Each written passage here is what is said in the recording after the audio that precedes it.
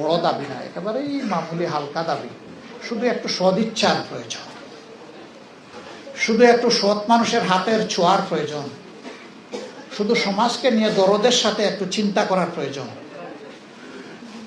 আল্লাহ তাআলার কাছে এই তৌফিকটাই চাই। আল্লাহ যেন সদিচ্ছা, সৎ মানসিকতা এবং একটা ভালো পরিচ্ছন্ন হাত আমাদেরকে দান করে। আমরা যেন নিজেকে দেখার আগে মানুষের প্রয়োজনটাকে দেখতে পারি, এই তৌফিক যেন আল্লাহ আমাদেরকে দান করে ইনশাআল্লাহ।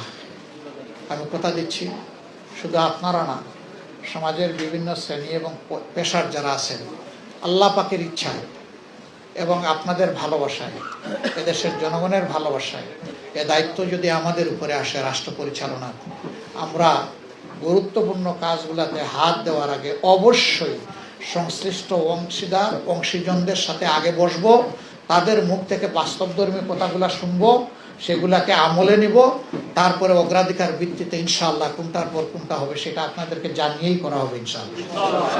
ম্যাক্স, দেশের সবচেয়ে শক্তিশালী 52.5 এন গ্রেডের পিসিসি সিমেন্ট। জনগণকে অন্ধকারে রেখে আমরা কিছুই করব না। জনগণকে সাথে নিয়ে স্পষ্ট আলো এনে আমরা আল্লাহ তৌফিক দিলে এই সমাজটাকে পরিবর্তন করতে চাই, সাজাতে চাই। তবে আমাদের কথা, পচা সমাজ আর চলবে না, এই সমাজ বদলাতেই হবে। একটা বদল আমরা চাই, একটা পরিবর্তন আমরা চাই।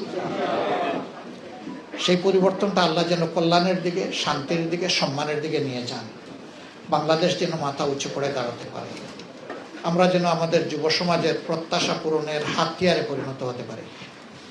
আর যুব সমাজের জন্য সুসংবাদ তৈরি হোক, আমাদের লড়াই তোমাদের হাতে এই সমাজ তুলে দেওয়ার জন্য। তোমরা প্রস্তুত হয়ে যাও এটাকে ধারণ করার জন্য। আমরা সেদিন তোমাদের জন্য দোয়া করব, খুশি হয়ে আল্লাহর দরবারে তোমাদের জন্য বরকতের দোয়া করব, এবং আমাদের যতটুকু সাধ্য থাকে সবটুকু দিয়ে তোমাদের হাতকে আমরা মজবুত করবো ইনশাআল্লাহ।